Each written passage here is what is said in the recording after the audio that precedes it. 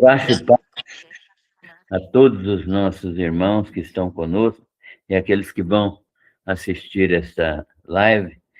Que a mão do Senhor esteja sobre a vida de todos e de cada um com suas respectivas famílias. Vamos ler o texto bíblico de hoje, que é o capítulo 1 de Pedro, de 1 Pedro, e nós vamos ler os primeiros 12 versículos desse capítulo. Primeiros 12 versículos de 1 Pedro. O texto diz assim: Pedro, apóstolo de Jesus Cristo, aos peregrinos da dispersão no Ponto, Galácia, Capadócia, Ásia e Bitínia, eleitos segundo a presciência de Deus, na santificação do Espírito, para a obediência e aspersão do sangue de Jesus Cristo. Graça e paz vos sejam multiplicados.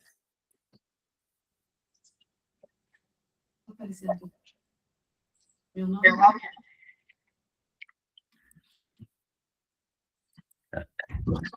Então, nós vamos dar continuidade à leitura do texto.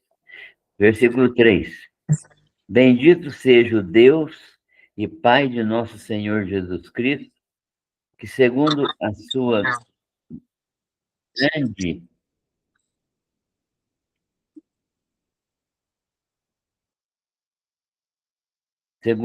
grande misericórdia, nos regenerou para uma viva esperança pela ressurreição de Jesus Cristo dentre os mortos, para uma herança incorruptível, incontaminável e imarcessível, reservada nos céus para vós, que pelo poder de Deus sois guardados mediante a fé, para a salvação que está preparada para se revelar no último tempo, e na qual exultais, ainda que agora, por um pouco de tempo, sendo necessário, estáis contristados por várias provações, para que a prova da vossa fé, mais preciosa do que o ouro que perece, embora provado pelo fogo, redunde para louvor, glória e honra na revelação de Jesus Cristo, a quem, sem o terdes visto a mais, no qual, sem agora o verdes, mas crendo, exultais com gozo inefável e cheio de glória, alcançando o fim da vossa fé, a salvação das vossas almas. Desta salvação, inquiriram e indagaram diligentemente os profetas que profetizaram da graça que para vós era destinada, indagando qual o tempo ou qual a ocasião que o Espírito de Cristo, que estava neles, indicava ao predizer os sofrimentos que a Cristo haviam de vir e a glória que se lhes havia de seguir, aos quais foi revelado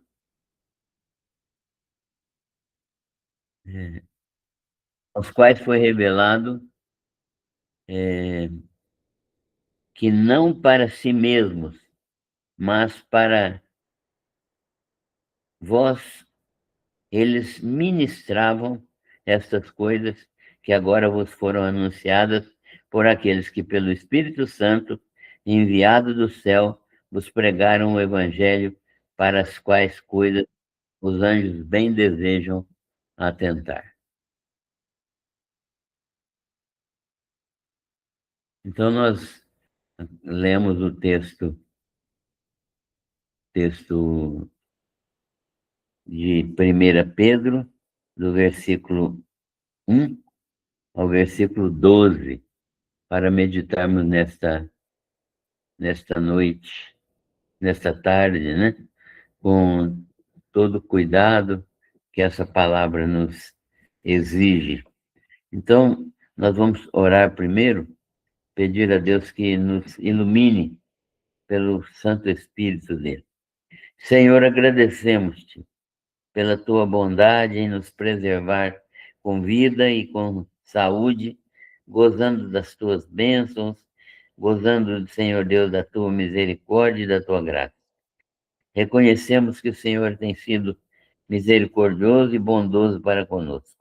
E nós te agradecemos pelas vidas que o Senhor tem abençoado e por meio da tua palavra e que o Senhor tem usado para que o teu evangelho cresça e para que as pessoas possam também ser fortalecidas na fé. Nós te agradecemos porque o Senhor é o Deus da palavra e que se revela a nós nesta palavra. E te agradecemos porque podemos estudá-la livremente no nosso país. Abençoa nossas vidas, nossas famílias, e pedimos que o Senhor desperte os nossos familiares para conhecerem cada vez mais a pessoa de Cristo. Nós oramos por todos eles e agradecemos tudo em nome de Jesus. Amém. Então, nós estudamos na semana passada já uma parte, né, a introdução ao texto que nós lemos hoje de novo, né? A introdução à primeira carta do apóstolo Pedro. Esta primeira carta do apóstolo Pedro foi endereçada a algumas igrejas da Ásia Menor, uma região da Ásia que recebeu as primeiras pregações do Evangelho, né? Na Galáxia, por exemplo, Paulo esteve lá na sua primeira viagem missionária, e no Ponto, na Galácia, na Capadócia, na Ásia, na Bitínia, essas cidades, essas regiões, na verdade, isso são regiões, tem muitas cidades nessas regiões, essas regiões receberam primeiro o Evangelho. E é interessante notar que nessas regiões hoje há uma quase ausência total do Evangelho. Não houve uma preservação do Evangelho nessas regiões. Mas Pedro escreve, então, a esses irmãos que ele chama de peregrinos da dispersão, né? Gente que teve que sair das suas cidades natais, fugindo da perseguição que foi desenvolvida contra os cristãos. Então, os cristãos eram vistos como inimigos do reino, né? Inimigos do imperador, e eles então eram expulsos das suas cidades e especialmente das proximidades de Roma, e eles então fugiam para outras cidades, mas levaram o evangelho ali também.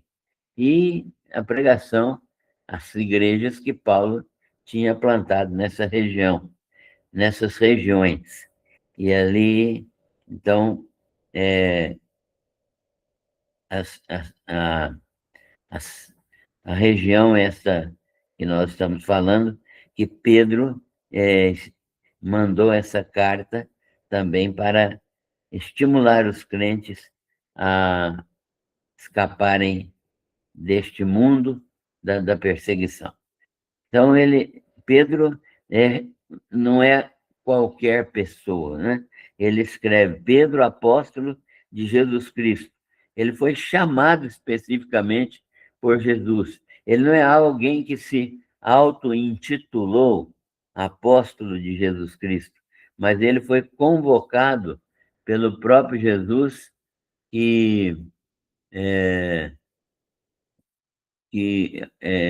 o convocou, que o chamou especificamente para a pregação do Evangelho. E nesse, nesse ministério, ele foi, então, pregador do Evangelho a vários lugares. Ele começou a pregação do Evangelho fora de Jerusalém. Ele começou a pregar.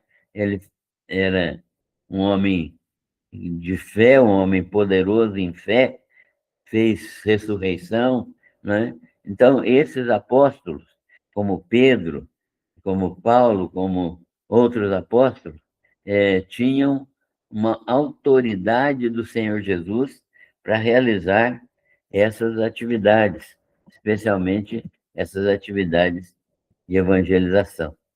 Então, nós sabemos que há uma autoridade nesta palavra. Ela não é uma palavra qualquer. E nós vamos ver que ele mesmo fala que essa palavra foi enviada por Deus, pelo Espírito Santo. E ele escreve a estes irmãos dessas regiões, né?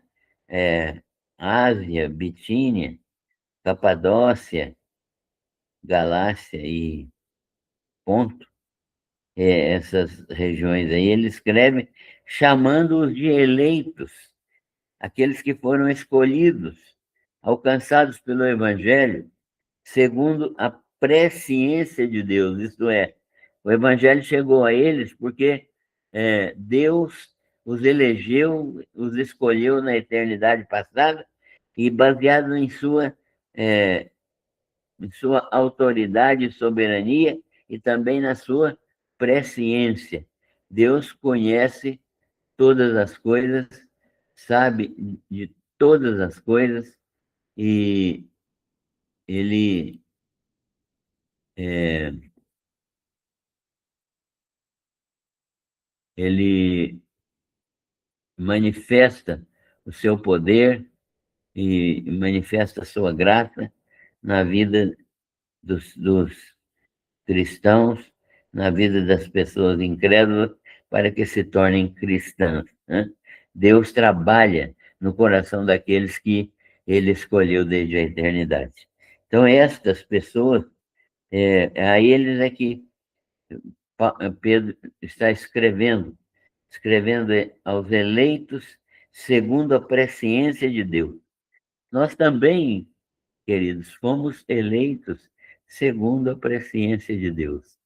Ele sabiamente dirigiu a nossa vida para o, o caminho de encontrarmos o Senhor Jesus. Há tanta gente que passou por várias mudanças e várias posições diferentes na vida, e muita gente não sabe por que veio de um lugar para outro, mudou-se de uma terra para outra, encontrou-se com determinadas pessoas, e porque Deus, na sua presciência, estabeleceu esses caminhos para que as pessoas que ele escolheu chegassem ao conhecimento do Evangelho. Porque a eleição se consuma quando o Evangelho atinge a pessoa. Por isso é necessário a gente entender o valor da pregação, né? Porque a eleição é garantida pela pregação do Evangelho. O apóstolo Paulo afirma isso aos Romanos, dizendo que a fé vem pelo ouvir a palavra de Deus. Então, a eleição se confirma, se afirma, se estabelece com a pregação da palavra de Deus. Sem pregação, não há salvação, né? Sem pregação, não há salvação. Sem proclamação do Evangelho, não há salvação, porque a fé vem pelo ouvir o Evangelho. E então o texto fala disso, né? A presciência de Deus, Deus Pai, na santificação do Espírito, ou seja, os eleitos vão ser separados por Deus. Santificação do Espírito significa aqui que Deus toma aqueles que convertem e os toma para si. Toma para si. Deus tem os seus convertidos, que são os seus filhos, ele tem esses filhos conforme o Espírito Santo nos ensina pela palavra, tem zelo, tem um zelo extremado, um zelo amoroso pelos seus filhos. E ele, então, nos santifica no Espírito. Ele nos santifica em dois sentidos, tanto no sentido de pertencermos exclusivamente a Ele, como no sentido de nos parecermos cada dia mais com Ele. Então, é nessa situação que nós nos encontramos. E isso é um processo. Na verdade, a santificação primeira que eu disse, né, que é de pertencermos exclusivamente a Ele, isso se instala na nossa vida desde o primeiro momento em que a gente se converte. Mas um processo de assemelhamento com o Senhor Jesus é um processo contínuo, um processo que começa no primeiro dia da nossa conversão e prossegue diariamente, cada dia mais nos aperfeiçoando para sermos semelhantes cada dia mais ao Senhor Jesus. E esse processo vai se completar na glorificação, né, quando nós formos ressuscitados e glorificados. Então, nós fomos santificados, então, para a obediência. Para a obediência. Deus nos escolheu para a santificação e para a obediência e aspersão do sangue de Jesus Cristo. Ou seja, para a nossa redenção, né? Para que nós fôssemos redimidos, no sentido que ele não ter nenhuma conta a pagar. A remissão do sangue de Jesus é uma remissão que anula, não anula, quita, não é anulada, é quitada a minha conta com Deus. Ou seja, há um acerto. Eu não devo nada, mas eu não paguei nada, mas Cristo pagou.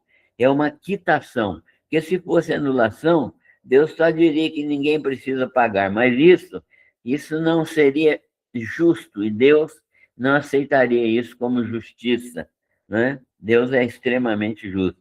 Então, se há uma dívida, alguém tem que pagar. E foi isso que Jesus fez. Ele veio a este mundo para pagar a nossa dívida diante de Deus, entre outras coisas, né?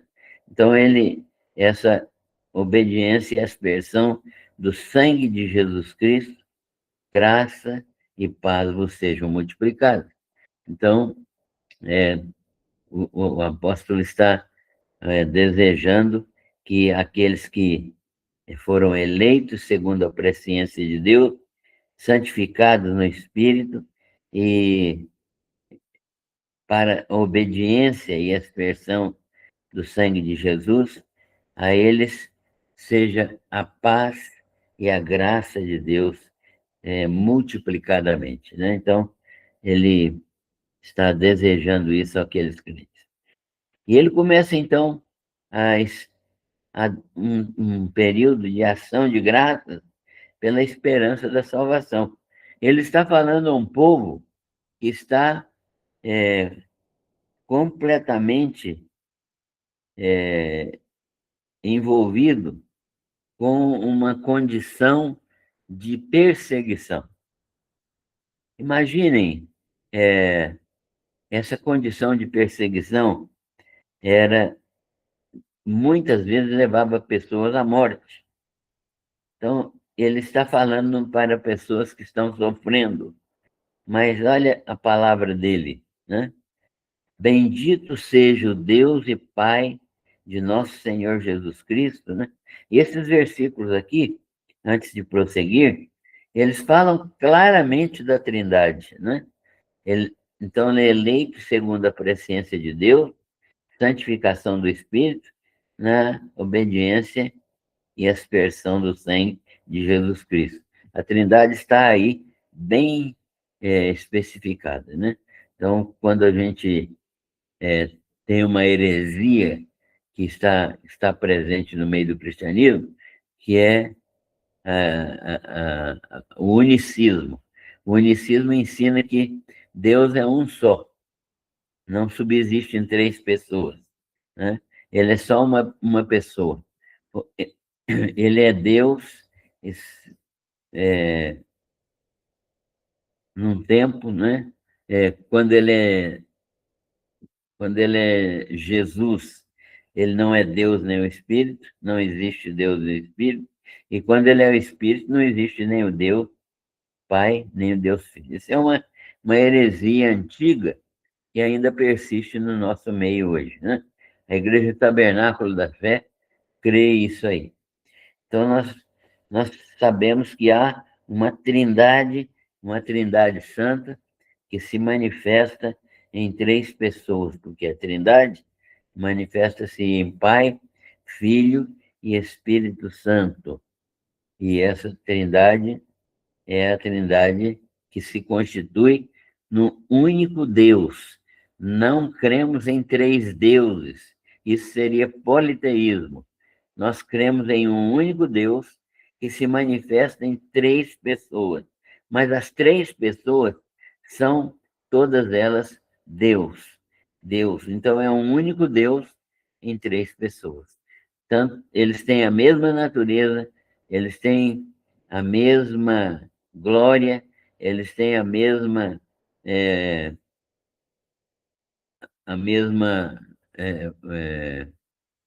um- a glória de Deus, a essência de Deus é a mesma nas três pessoas, né? Então eles são, estava querendo uma palavra para substância. A palavra que eu queria era essa. Eles têm a mesma substância, uma substância divina, que é a mesma nas três pessoas. Então, eles são um único Deus porque têm a mesma natureza, a mesma substância, o mesmo poder, a mesma glória, agem em perfeita unidade, eles agem em comum acordo sempre, então eles são absolutamente unos nas suas ações. São três pessoas distintas. Então, bendito, Pedro fala, né? Bendito seja o Deus e Pai de nosso Senhor Jesus Cristo. Por que é Pai de nosso Senhor Jesus Cristo se eles são um só Deus? É porque ele está falando aqui do Deus que se encarnou, o Verbo que se fez carne. Então, ele está falando aqui de Jesus Cristo, né? O Verbo encarnado. E por isso que ele fala o Pai, né? O único gerado do Pai é Jesus Cristo. Por isso que ele é unigênito do Pai. Que segundo a sua grande misericórdia, o Pai, né, nos regenerou para uma viva esperança. Regenerar aqui significa dar uma nova vida. Os crentes, quando uma pessoa se converte ao Senhor Jesus Cristo, ele tem uma nova vida. Ele não tem uma vida reformada. Então, é uma pessoa, por exemplo, que deixou de. Tem gente que acha que fazendo um esforço, né? Começando a praticar coisas boas, parou de fumar, de beber, de jogar, de mentir, de adulterar. Então, ele passou por um reformatório. Então, isso já o credencia para a salvação. Não, isso não credencia ninguém para a salvação. O que credencia alguém para uma salvação é a regeneração, ou seja, é o fato de Jesus dar uma nova vida à pessoa. Não é a vida velha reformada, mas uma nova vida. Então a vida velha tem que morrer. todo o processo de novo nascimento que o crente passa tem que envolver, está envolvido a morte. Não se pode falar em conversão sem morte. E isso às vezes, é complicado das pessoas entenderem, porque elas não são ensinadas adequadamente. Nós morremos para o mundo, morremos para nós mesmos, morremos para o pecado, morremos para o ego. Para quê? Para que Jesus Cristo habite em nós. Então, nós temos uma nova vida, uma nova vida. Essa nova vida que Pedro está falando aqui. Segundo a sua grande misericórdia, nos regenerou para uma viva esperança. Então, nós somos regenerados. Há uma nova vida implantada em nós. É por isso que Paulo pode dizer aos Gálatas que estou crucificado com Cristo e por isso não vivo mais eu, mas Cristo vive em mim. É uma nova vida, né? Então é a vida de Cristo em nós. E é claro que a velha vida às vezes quer se manifestar, mas ela está crucificada com Cristo.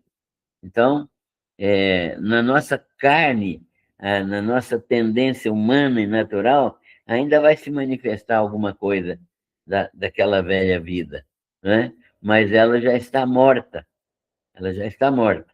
As manifestações dela são controladas pelo Espírito Santo. Então, nós somos regenerados. Não é vida transformada, que deixou de fazer isso, deixou de fazer aquilo, agora eu posso ser salvo. Não.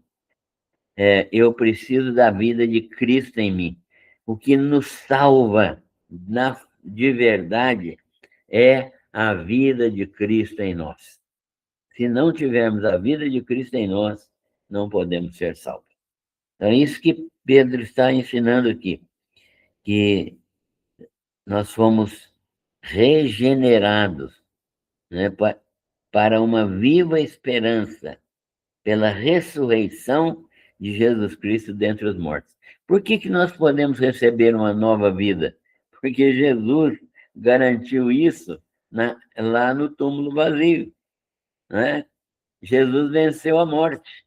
Então, agora nós podemos receber esta bênção da regeneração, porque agora nós temos uma vida que venceu a morte. Jesus Cristo venceu a morte. Na forma humana, é claro, não é? É na forma humana, porque como Deus, ele nunca morreu. Mas ele é aquele Deus que veio assumindo forma humana, e nesta forma humana ele entregou sua vida, retomando esta sua vida na ressurreição. E é esta vida que ele retomou na ressurreição, que ele nos dá vida vitoriosa sobre a morte. É essa vida vitoriosa de Cristo que nos é dada na conversão. Então, por isso que nós precisamos entender que tudo que Deus faz em nós, ele fez em Cristo. E é por isso que Paulo fala que nós estamos em Cristo. E se alguém está em Cristo, é nova criatura, porque tudo para nós é em Cristo. E isso é que nós precisamos entender, né? Estamos em Cristo. Deus nos crucificou em Cristo, Deus nos ressuscita em Cristo. Deus nos salva em Cristo, Deus nos abençoa em Cristo, nos lugares celestiais em Cristo, né? Então, isso é fundamental para nós entendermos. Ele continua, né? Nós fomos ressuscitados com ele dentre os mortos, para quê? Versículo 4 diz assim: para uma herança incorruptível. Ah, mas por que ele fala isso? Porque as heranças deste mundo por melhores que elas sejam, elas são corruptíveis. Por melhores que sejam as heranças deste mundo, elas são corruptíveis. Elas são corruptíveis, não, é, não se, elas não persistem na mesma qualidade, elas vão se corrompendo, elas vão se perdendo. Então, para uma herança incorruptível, então recebemos uma herança no céu que é incorruptível. Ela é incorruptível nesse sentido que ela não se deteriora, ela é permanente, ela é eterna. Há uma herança para nós no céu também, incontaminável, quer dizer que ela nunca vai sofrer nenhum tipo de contaminação com o pecado, ela não vai ter nenhum tipo de corrupção espiritual, né? Ela não vai ser contaminada de modo algum para ofender a santidade de Deus. Então, é uma herança incontaminável. Por quê? Porque o pecado vai ser extirpado e não vai estar presente mais na nova criação. Então, é incontaminável. Imarcessível. Imarcessível é apenas uma palavra que significa que não se pode murchar, né? Que não se pode perder o viço, que não pode deixar de ser viçosa, florescente. Então, a nossa herança, Pedro usa essas três palavras aqui, porque ele não tem outras palavras para usar para falar sobre a grandeza, maravilhosa qualificação dessa herança que nós temos em Cristo, né? Então, e fala mais uma coisa, que é reservada nos céus para nós. Você já tem uma herança lá no céu. Se você é nova criatura e seu nome está escrito no livro da vida, você já tem uma herança lá no céu. Essa herança lá no céu compensa todo tipo de sofrimento. É isso que Pedro está querendo ensinar para aquela igreja sofredora e perseguida. Ele está dizendo: olha, esse sofrimento de agora não serve para se comparar com nada, por causa da herança maravilhosa, imarcessível, incorruptível, incontaminável, indescritível, quase que ele fala isso, né? Que não tem jeito da gente descrever de tão maravilhosa que é, e que está no céu esperando vocês. Ela já está lá reservada, reservada. Não é alguma coisa que pode acontecer, não é a lotação esgotada, não tem isso lá no céu. Você vai chegar e encontrar a sua reserva pronta e o seu atendimento VIP para te guardar lá no céu, na sua herança incorruptível. Então, nós temos essa bênção na pessoa de Cristo, na pessoa dele, de Jesus, né? Ele que nos sustenta nessa condição. Essa herança incorruptível, reservada nos céus para aqueles crentes, que pelo poder de Deus sois guardados mediante a fé. Ele diz uma coisa que parece até ilógica, né? Se Deus está guardando eles, por que eles estão sofrendo? Mas aqui ele não está falando de guardar do mundo, não está falando de guardar do mundo. No mundo, Jesus disse, tereis aflições. Por quê? Porque o mundo é um sistema completamente oposto à vontade de Deus, completamente oposto ao Senhor. Então, o mundo vive num tipo de situação que é em franca oposição à vontade de Deus, contrária à vontade de Deus. É um sistema anti-Deus. E então, ele fala que pelo poder de Deus nós somos guardados, guardados de pertencermos a este mundo, mediante a fé. Porque a nossa fé em Deus, que é dom de Deus também para nós, nos ajuda a viver neste desejo de permanecer firmes e nos ajuda a entender essa salvação que está preparada para se revelar no último tempo. O que ele está dizendo aqui é que o processo, a nossa salvação tem dois tempos. O primeiro tempo da nossa salvação é o dia que eu, pela misericórdia de Deus, pela graça de Jesus, criei no Senhor Jesus Cristo como meu Senhor e meu Salvador. Este é o primeiro tempo. Naquele momento, eu fui salvo completamente, estou definitivamente salvo. Não é um processo irrevogável, né? Mas continua o processo de salvação. Então, eu tenho uma salvação imediata, essa salvação, o ato de salvação, mas tem o processo de salvação, que chamamos também de santificação. Ou seja, Deus toma aquela pessoa que se converteu e vai trabalhando na vida dela progressivamente para que ela vá se tornando cada vez mais crente, cada vez mais parecida com Jesus, dentro da vontade de Deus. Então, ele fala isso, né?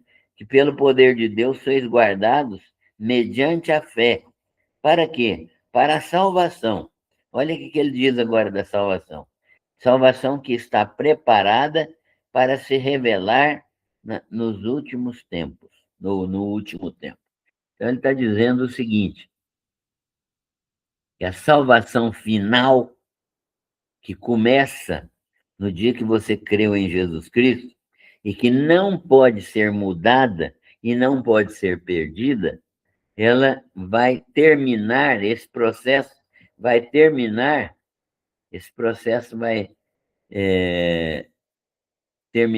quando Jesus Cristo voltar e nós formos ressuscitados e glorificados, certo? Então, isso termina a nossa salvação, né? A salvação ato e a salvação processo. Então, nós passamos por isso, e todo crente vai passar por isso, ou já passou por isso, e essa salvação é que garante a nossa participação eterna no céu. Na qual, ele diz ainda, né, na qual exultais. Ele fala para os crentes, vocês podem ter alegria nessa salvação, ainda que agora, por um pouco de tempo, né, naquele momento, sendo necessário, estejais contristados por várias provações. Vocês estão sofrendo. Eu sei que vocês estão sofrendo, que vocês estão sendo perseguidos. Eu sei o quanto vocês estão padecendo pelo nome de Jesus, né? Mas, ainda assim, vocês exultam com alegria, porque vocês entendem que isso não é nada comparado às riquezas celestiais que vocês vão receber. Sendo necessário, então, né? Pedro diz que esse sofrimento é necessário. Ele não está dizendo que a salvação é pelo sofrimento. Não é isso. E tem gente que imagina isso, né? Que a salvação é pelo sofrimento.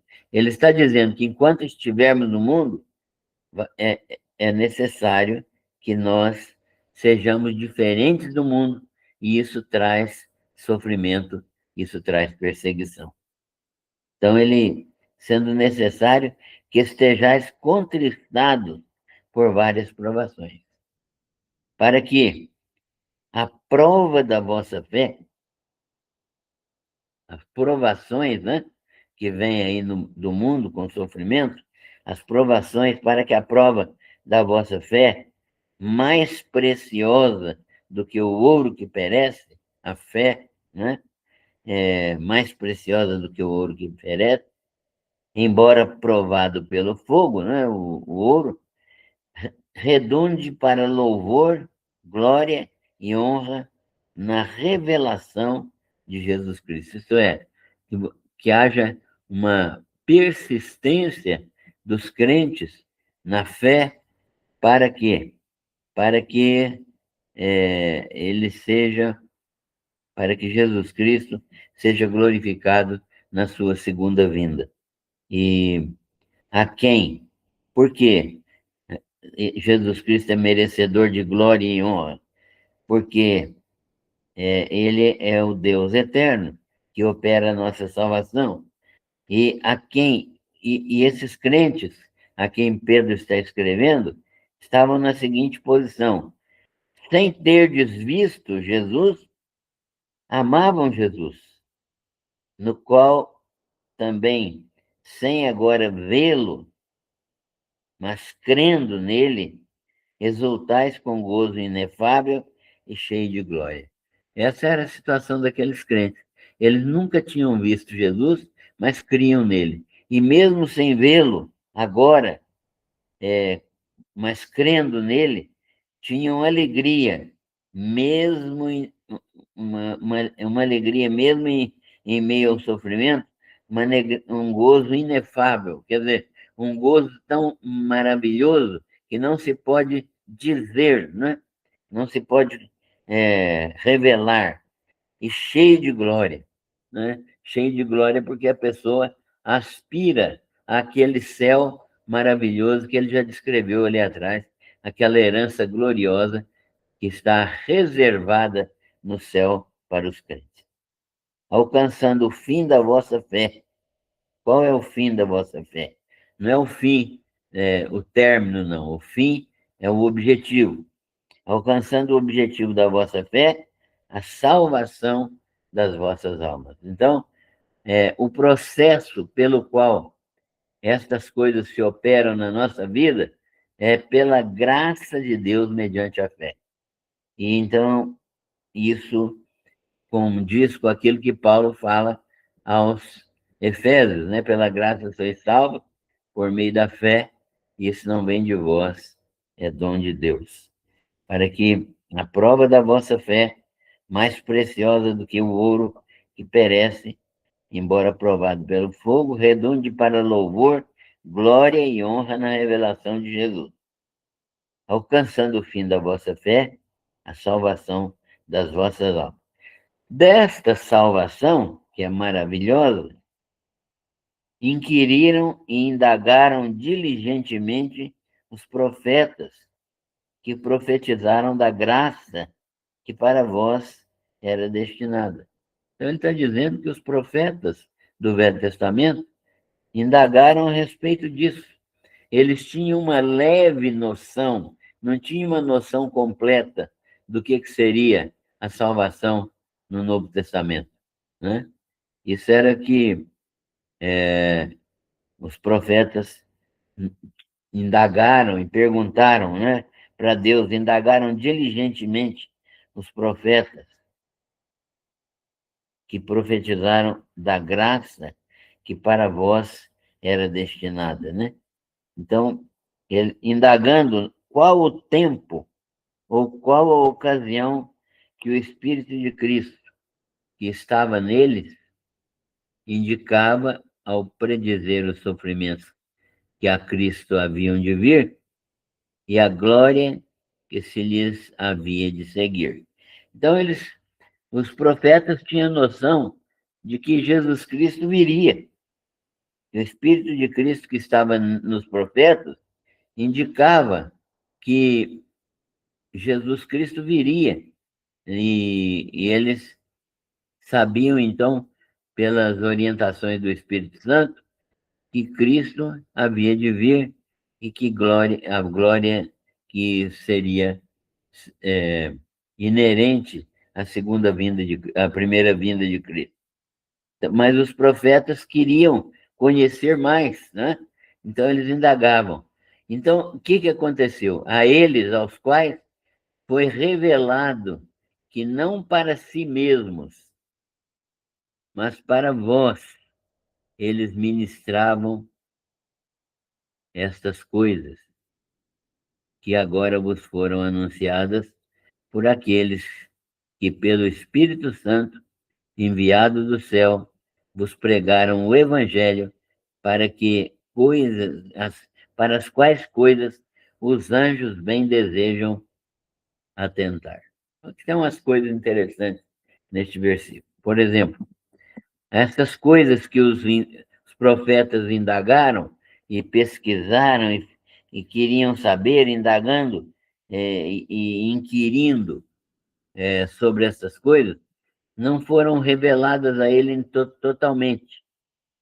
Né? O Espírito de Cristo que estava neles indicava, né, ao predizer os sofrimentos de Cristo. Mas o Espírito Santo demonstrou a eles que ah, os sofrimentos que haviam de vir a Jesus iam ser seguidos por uma glória muito grande, uma glória imensa, e que eles seriam participantes dessa glória. E a eles também, aos profetas, foi revelado também o quê? Que não para eles mesmos, quer dizer, os próprios profetas não foram beneficiados com essa profecia, mas eles foram orientados que essas bênçãos eternas, essas que foi revelado para eles que não para si mesmos, né? Não para eles mesmos, mas para vós, os crentes que estão recebendo esta carta. Eles ministravam estas coisas que agora vos foram anunciadas. Então, os profetas sabiam que aquelas coisas que eles estavam ministrando e das quais eles indagavam e inquiriam, não seria no tempo deles, não aconteceria no tempo deles, mas eles estavam predizendo o sofrimento de Cristo, mas também predizendo a sua glória. E aí foi revelado a eles, então, que eles mesmos não iriam não iriam receber aquelas bênçãos da mesma forma que a igreja receberia essas bênçãos. Então, eles ministravam estas coisas que agora vos foram anunciadas, diz o apóstolo Pedro, por aqueles. Quem é que anunciou isso agora aos crentes da igreja, do tempo da igreja? Né? Os apóstolos anunciaram que Jesus viria, mas quem pregou o evangelho para essas pessoas que estão recebendo essa carta e outras pessoas? Então ele diz, olha, que vos foram anunciados por aqueles que, pelo Espírito Santo, enviado do céu, vos pregaram o evangelho. Ele está falando dos apóstolos e dos obreiros que ajudaram os apóstolos na pregação do evangelho. Para as quais coisas a pregação do evangelho, os próprios anjos desejam atentar. Então, os próprios anjos que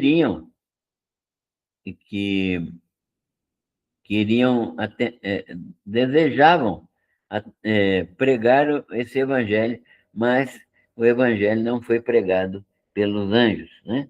Os anjos têm outros ministérios.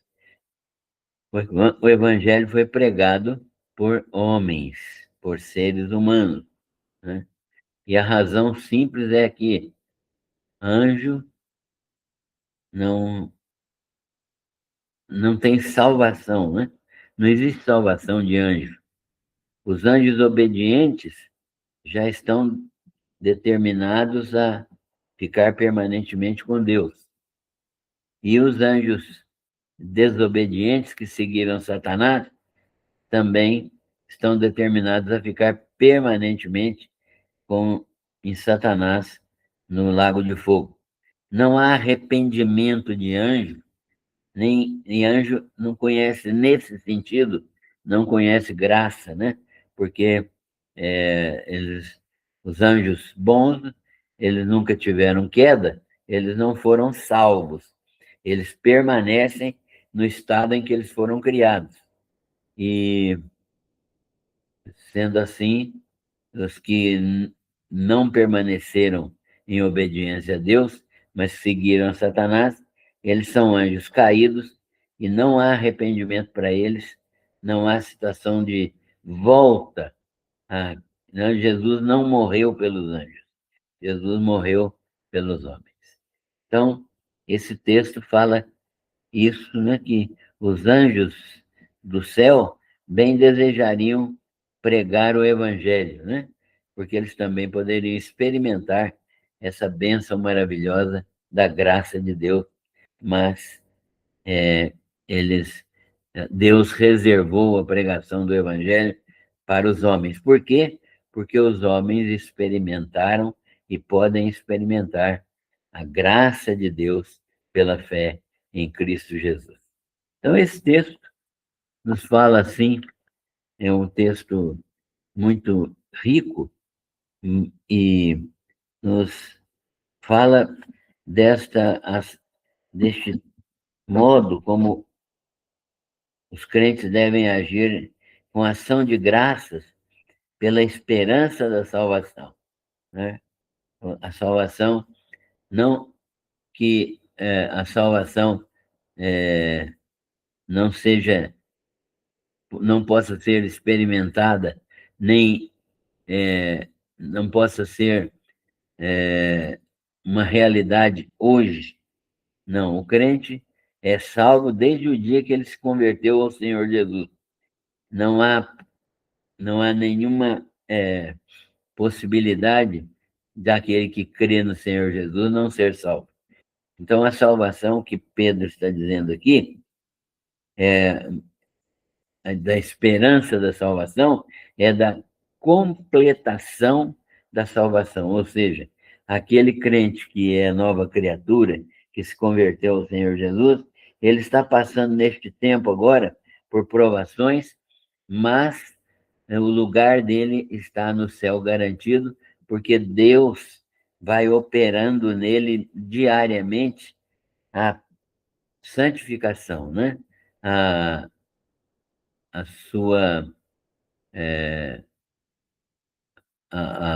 operando a sua santificação para que ele se pareça cada dia mais com o Senhor Jesus. O alvo da nossa santificação é nos tornar como Jesus é, como ele foi neste mundo aqui, e nós estaremos desta maneira é, crescendo espiritualmente e nos parecendo com ele. E isso será finalizado, é isso que ele chama de esperança da salvação, finalizado na nossa ressurreição e glorificação na segunda vinda do Senhor Jesus. Então, isso é o que nós sabemos, nós aprendemos nesse texto de Pedro, né, que é muito maravilhoso, que é muito rico. Que Deus possa operar na nossa mente, no nosso coração, para que a gente viva estas verdades espirituais, porque nós somos regenerados pelo poder de Deus. Que Deus abençoe a cada um de nós, a nossos familiares, para crermos neste Deus que opera tais maravilhas na nossa vida.